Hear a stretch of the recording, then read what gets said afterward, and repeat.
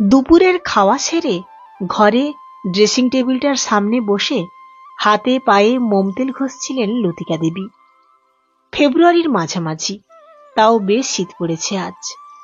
ওনার স্বামী পেপারটা নিয়ে ছাদে চলে গেলেন রোদে বসে পড়বেন বলে। গোড়ালির ফাটাতে মোমতেল ঘষতে ঘষতে নিজেকে একটু অন্যমনস্কভাবে আয়নায় লক্ষ্য করছিলেন তিনি।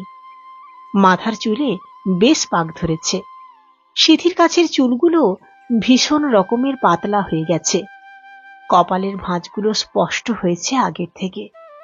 চোখের তলায় হালকা কালি আর আঁকি মুখির প্রলেপ। মুখের চামড়ায় সেই আগের মতো লাবণ্য আর নেই, বয়সের সাথে সাথে ভারীও হয়েছেন আগের থেকে। কিন্তু একটা সময় কি সুন্দরী যে ছিলেন তিনি, তা এখন তার মেয়েকে দেখলেই বোঝা যায়। এক সময় তার স্বামী তাকে আদর করে সবার আড়ালে লবঙ্গ লতিকা বলে ডাকত। সুন্দরী ছিলেন বলে ম্যাট্রিক দেবার আগে থেকেই বিভিন্ন জায়গা থেকে ভালো ভালো বিয়ের সম্বন্ধ আসতে শুরু করে। তাই ম্যাট্রিক আর দেওয়া হলো না তার। 16 কি 17 বছর বয়সেই বিয়ে, তারপর সংসারের মধ্যে ডুবে যাওয়া। তবে সেই বিশাল সংসারের চাপের মধ্যেও উনি মাঝে মাঝেই সংসারের খরচ বাঁচিয়ে সবাইকে লুকিয়ে লতিকা দেবীর জন্যে এটা ওটা কিনে আনতেন। আর এখন অনেক আছে, কিন্তু সেই আনার মনটা আর নেই। যদিও এই বয়সে এসে বিশেষ কিছুই তো চাননি, একটু মনোযোগ ছাড়া। একটা ছোট্ট দীর্ঘশ্বাস ফেললেন লতিকা দেবী। এমনিতে সংসারের জাঁতাকলে পড়ে আয়নায় নিজেকে লক্ষ্য করার সময় পান না বিশেষ, কিন্তু আজ নিজেকে লক্ষ্য করে ভীষণ মন খারাপ হয়ে গেল তার।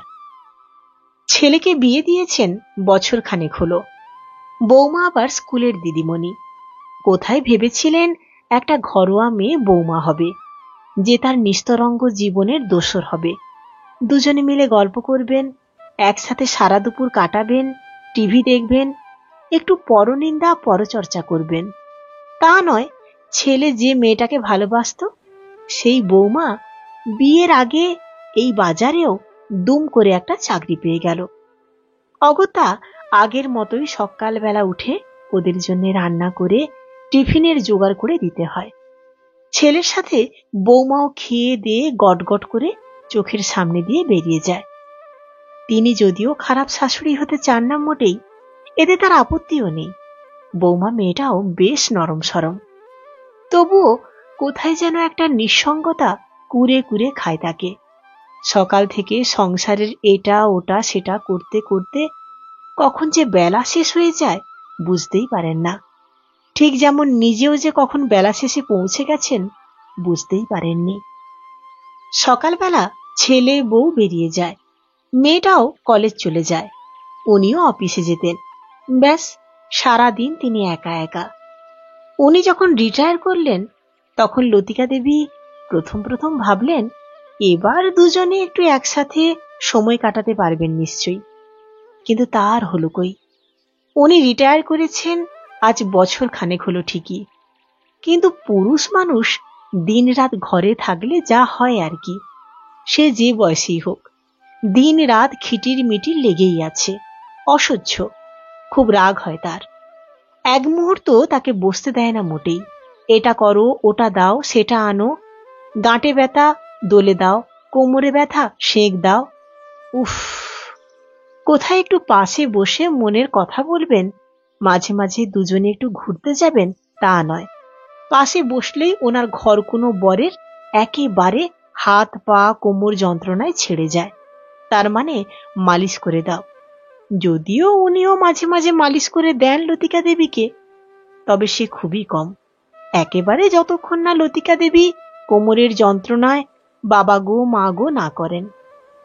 মালিশ পর্ব শেষ হলেই উনি টিভির খবর, খেলা, গল্প বই, পেপার নিয়ে বসে যান।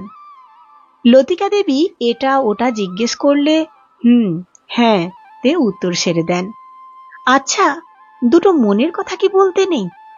আজ যেন কি ভ্যালেন্টাইন্স দিন না কি যেন নাম, বাপির জন্মে শোনেননি তিনি। মেয়ে তো বলল আজ নাকি প্রেমের দিন। ভালোবাসার দিন, তাই মেয়ে সুন্দর করে সেজিয়ে গুজিয়ে বলে গেল বন্ধুদের সাথে ঘুরতে যাবে। অন্যদিন তাও সন্ধেবেলায় ফিরে আসে মেয়ে, কিন্তু আজ দেরি হবে বলে গেল। প্রেম ভালোবাসার দিন বলে ছেলে বৌমাও বলে গেল অফিস ফেরত সিনেমা দেখবে আজ। উনিও প্রতিদিনের মতো একটু পরে বন্ধুদের সাথে চায়ের আড্ডায় হাঁটা দিবেন। রাত 9টার আগে এ মুখো হবেন না। অতএব লতিকা দেবী যেই একা সেই একা। ওনার জীবনে আর কোনো শখ আহ্লাদ নেই, কেউ তার কথা ভাবে না। তিনি যেন সংসারের এক যন্ত্রের মতো। তিনি যে একটা মানুষ, তারও যে ইচ্ছে হয় একটু বাইরে ঘুরতে, সিনেমা দেখতে, কেউ ভাবে না সেটা। তার কথা ভাববার সময় কোথায় সবার? সবাই যে ভীষণ ব্যস্ত আজকাল। ভীষণ মন খারাপ হয়ে গেল তার। কিছুক্ষণ আয়নার সামনে চুপচাপ বসে তারপরে একটা ভালো শাড়ি পরে বেরিয়ে গেলেন তিনি। মনটা কিছুতেই ঠিক হচ্ছে না আজ। অনেক চেষ্টা করেছেন নিজেকে বোঝাতে, কিন্তু কোথা থেকে এক রাস অভিমান যেন তাকে গ্রাস করেছে। কাউকেই ভাবতে হবে না তার কথা, তিনি একা একাই ঘুরবেন, কাউকেই দরকার নেই তার। অনেকদিন পরে লতিকা দেবীর খুব চকলেট খেতে ইচ্ছে হলো। একটা বড় চকলেট কিনে পার্স খুলে টাকা দিতে গিয়ে দেখলেন রাগের চোটে ফোনটাই আনতে ভুলে গেছেন তিনি। তারপর ভাবলেন, যাগ্গে সারাদিনে গিয়ে তার খোঁজ নেয়, তাই ভালোই হয়েছে ফোনটা ফেলে এসেছেন। হাঁটতে হাঁটতে নদীর ধারে পৌঁছে যান তিনি। সারা নদীর ধার জুড়ে আজ রং বেরঙের মেলা। জুটিতে জুটিতে বসে আছে সব অল্প বয়সের ছেলে মেয়েরা, কেউ মুখোমুখি, কেউ বা হাত ধরে, কেউ কেউ একটু বেশি সাহস দেখিয়েছে কাঁধে মাথা রেখে। মুগ্ধ হয়ে দেখছিলেন তিনি। বেশ ভালো লাগছিল তার। মনে পড়ল মেয়ে বলেছিল আজ প্রেম করার দিন, ভালোবাসার দিন। হাসলেন তিনি। ভালোবাসার আবার আলাদা করে দিন হয় নাকি? বিয়ের প্রথম প্রথম উনি প্রায় রাত্রে অফিস থেকে আসার সময় রজনীগন্ধার স্টিক কিনে আনতেন বাড়ির লোককে লুকিয়ে, কারণ রজনীগন্ধা লতিকা দেবীর ভীষণ প্রিয়। তারপর একটা দীর্ঘশ্বাস ফেলে মনে মনে ভাবলেন, মন খুলে আজ প্রেম করে নে তোরা, কারণ জীবন থেকে প্রেমটা বড্ড তাড়াতাড়ি চলে যায়। কতক্ষণ যে নদীর ধারের জোড়া বটতলায় বসেছিলেন এই ঠান্ডার মধ্যে, হুঁশ ছিল না তার। হুঁশ ফিরল বাইকের আওয়াজে। কত রাত তাও জানেন না। নদীর ধার আগের থেকে ফাঁকা। উঠতে যাবেন, বাইক থেকে নেমে এলো তার ছেলে। ছেলের দিকে তাকিয়ে থমথমে মুখে নিঃশব্দে ছেলের বাইকের পেছনে উঠে বসলেন তিনি। সারা রাস্তায় ছেলে আর কোনো কথা বলেনি, শুধু মনে মনে ভাবছিলেন লতিকা দেবী। ছেলের এখনো মনে আছে এ জায়গার কথা। ছেলে যখন বেশ ছোট ছিল, একবার তিনি স্বামীর উপরে এমনি ভাবে একা রাগ করে এখানে এসে বসেছিলেন। সেদিনও ছেলে সাইকেল নিয়ে খুঁজতে খুঁজতে এসেছিল। বুকটা প্রশান্তিতে ভরে গেলেও চোখে জল চলে এলো তার। সেই কথা এখনো ছেলে ভোলেনি। তাহলে বাড়ি ঢুকেই দেখল মেয়ে বৌমা সবাই বসে আছে ডাইনিং হলে, চিন্তিত, বিধ্বস্ত। মাকে দেখেই মেয়ে দৌড়ে এসে চেঁচিয়ে বলল, বাবা, ওই যে মা এসেছে। তারপর মাকে জড়িয়ে ধরে বলল, কোথায় গিয়েছিলে মা? ফোন নিয়ে যাওনি কেন? বৌমাও এগিয়ে এসে বলল, আমরা খুব চিন্তা করছিলাম মা, আপনি এমন তো কখনো করেন না। মেয়ের ডাকে ঘর থেকে বাইরে এলেন উনি। স্বামীর দিকে আর চোখে এক পলক দেখেই পাত্তা না দিয়ে লতিকা দেবী বাথরুমে হাত পা ধুতে ধুতে বললেন, আমি যে রোজ চিন্তা করি, অপেক্ষা করি সবার জন্যে, আমার জন্য একদিন না হয় সবাই চিন্তা করলে। উত্তর শুনে সবাই বুঝল পরিস্থিতি বেশ ঘোরালো, তাই সবাই এ ওর দিকে তাকিয়ে চুপ করে গেল। পরিস্থিতি সামাল দিতে বৌমা তাড়াতাড়ি করে সবার জন্যে রাত্রের খাবার জোগাড় করতে করতে বলল, আমরা অনেক তাড়াতাড়ি চলে এসেছি মা, সিনেমা দেখতেও যাইনি। ইচ্ছে হলো সবাই একসাথে আজকের সন্ধেটা কাটাই। তারপর এক প্লেট মোমো নিয়ে তার হাতে দিয়ে মিষ্টি হেসে বললেন, হ্যাঁ, আপনার ফেভারিট। বৌমার মিষ্টি হাসি দেখে মনটা একটু প্রফুল্ল হলো লতিকা দেবীর। প্লেটটা হাতে নিয়ে চোখ দিয়ে ভুরুর ইশারায় স্বামীকে দেখিয়ে বৌমাকে বললেন, আর সবাই খেয়েছে? ছেলে বলল, সবার আছে মা, তুমি শুরু করো। না, একসাথে খাবো বলে প্লেটটা টেবিলে রেখে দিলেন। মেয়ে এসে মায়ের পাশে বসে বলল, ও মা, রাগ করো না, বৌদি ফোন করতে আমিও চলে এসেছিলাম, দেরি করিনি দেখো বলে একটা ডার্ক চকলেট ভেঙে লতিকা দেবীর গালে দিল। মনটা বেশ নরম হয়ে গিয়েছিল ছেলে মেয়ে বৌমার আন্তরিকতায়। এইটুকুই তো চেয়েছিলেন তিনি।